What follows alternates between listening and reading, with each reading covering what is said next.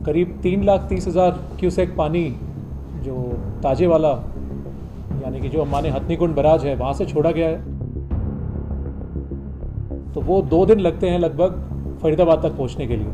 तो करीब 3.25 लाख क्यूसेक यहाँ से ओखला से भी 2 दिन बाद निकलेगा। तो स्थिति लगभग ऐसी बन जाएगी, अगर आसान शब्दों में समझाऊं, कि जो 2023 में जितना पानी था तो लगभग उतना पानी आने की संभावना है कि अब की बार भी आ जाएगा। और कल शाम से लेके जो स्थिति है या जल स्तर है वो बढ़ना शुरू हो जाएगा। तो लोगों से आग्रह ये है, कृपया करके वेट ना कीजिए कि पानी बढ़ेगा तब आप निकलेंगे। ये जो यमुना नदी हमारे इधर इंद्री से निकलती है तो इसमें 3,22,000 क्यूसेक पानी ऊपर से छोड़ा गया है।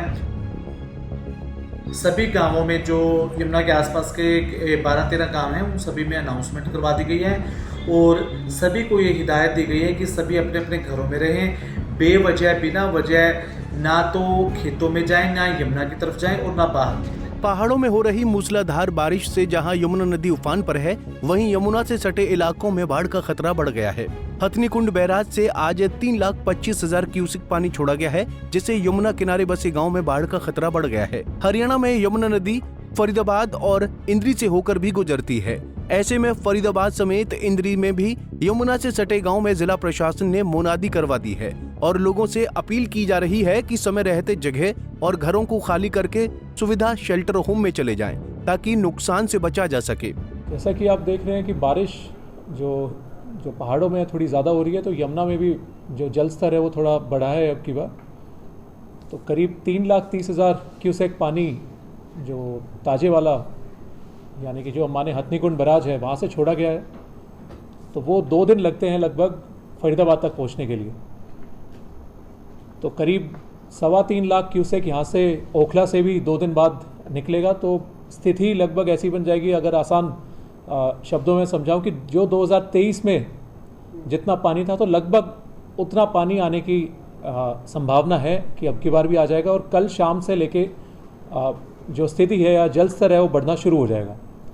तो मेरा सभी फरीदाबाद वासियों से और स्पेशली जो लोग या जो गांव यमुना किनारे हैं उनसे आग्रह है कि कृपया करके आप जो सेफ प्लेसेस हैं, जो हमने पहले भी आइडेंटिफाई कर रखे हैं और जो हमारे अधिकारी हैं, कर्मचारी हैं, उनकी ड्यूटी भी लगी है, सभी गाँव में हमने ड्यूटीज़ लगाई हैं।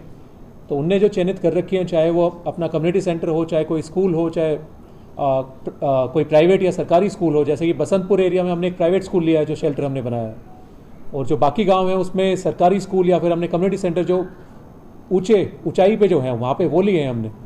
तो सभी लोगों से हमारा आग्रह है, कृपया करके आप पहले ही समय रहते ही एक सेफ प्लेस पे जो सरकार ने आइडेंटिफाई कर रखी है उस पर कृपया करके आप पहुँच जाएँ। तो वहाँ पे सरकार की तरफ से आपके रहने की व्यवस्था और खाने पीने की व्यवस्था वहाँ पे करवाई जाएगी।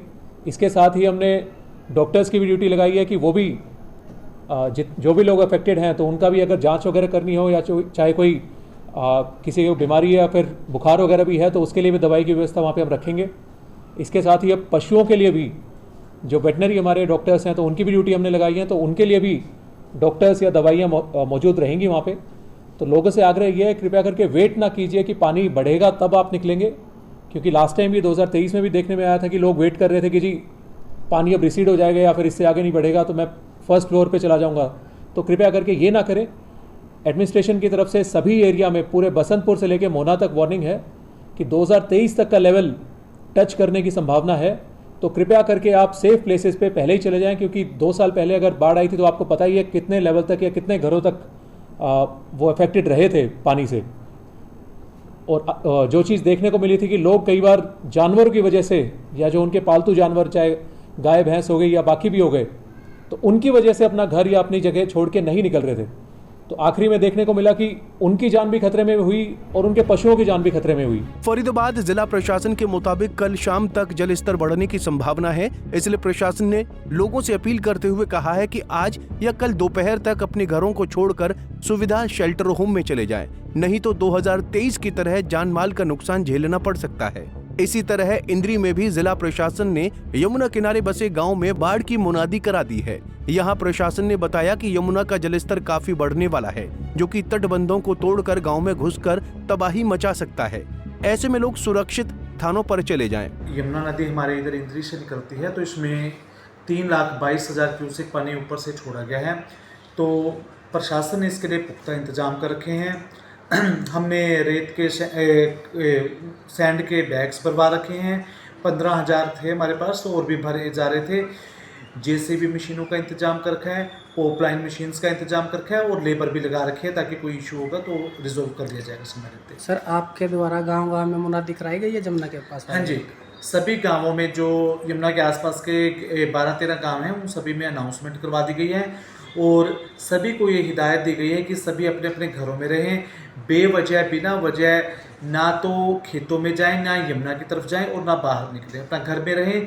और जो अपना खाने का सामान है और कुछ जरूरी सामान है वो घर में ऊंचे स्थान पर ही रखें। उधर एक तरफ इंद्री में जिला प्रशासन की ओर से बाढ़ को लेकर चेतावनी और अलर्ट जारी किया जा रहा है, लेकिन दूसरी ओर यमुना किनारे बसे गांव के लोगों का कहना है कि प्रशासन की ओर से कोई सुविधा और मदद नहीं मिल रही है। बैक साइड से मार करेगा हमारा, इसी तमसील नहीं मार करता। अच्छा, अगर पीछे नाका टूट गया तो बैक साइड से हमारे यहाँ मार करेगा। तो जिस तरीके से 3,11,000 क्यूसेक पानी छोड़ा है, वो 2 बजे आएगा। हाँ जी, उसका खतरा है बहुत ज्यादा। तो गांव में पानी घुस सकता है? हाँ जी, घुस सकता है।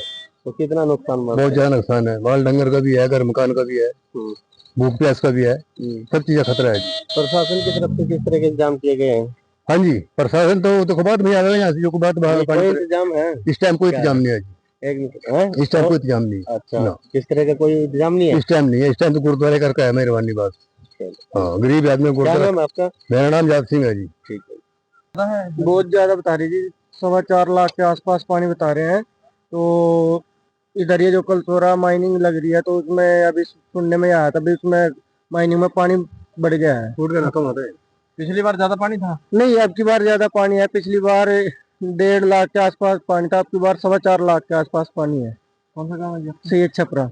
तो इससे नुकसान आपकी बात? बहुत ज्यादा नुकसान है। अब खेतों में फसलें भी पक्की खड़ी हुई है, कुछ जीरे निसरी भी खड़ी हुई है। तो अब जिस खेत में भी जीरी पक्की खड़ी हो, अगर पानी उसमें कोई निकल गया ना तो उसमें बहुत नुकसान होगा। चाहे फरीदाबाद हो या फिर इंद्री, प्रशासन ने बाढ़ से निपटने के लिए नावें, ट्रैक्टर, जेसीबी, पोकलेन और जरूरी संसाधन पहले ही तैयार कर रखे हैं।